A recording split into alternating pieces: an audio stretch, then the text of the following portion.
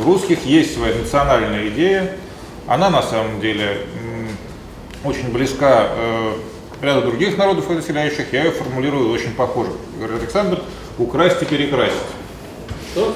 Украсть и перекрасить. Она творчески позаимствована у цыган русским народом.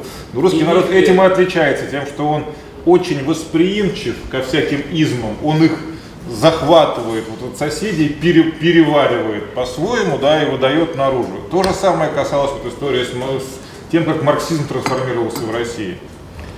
Вот. Я не согласен с тем, что русская национальная идея не была бы понятна чеченцам или татарам, да, потому что на самом деле, если говорить не об идее, а об идеологии, да, идеология крайне проста, она сформулирована Пушкиным. В России по-прежнему две проблемы – это дураки и дороги. То есть вот, а ответ господин Яковлев только что сказал: ремонтировать, строить, лечить и учить.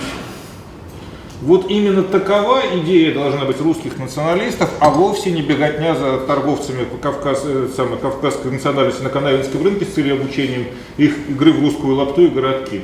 Видимо, идея должна быть отчасти экспансионистская, но вот кроме вот этих двух замечательных слов Яковлевым сформулированных, ремонтировать, лечить, ну еще я добавляю и учить, да, ничего нового мы пока не придумаем на настоящий момент. Вот когда мы эту задачу выполним, может быть, действительно, как говорил Солженицын, появится новая экспансионистская идея. Спасибо.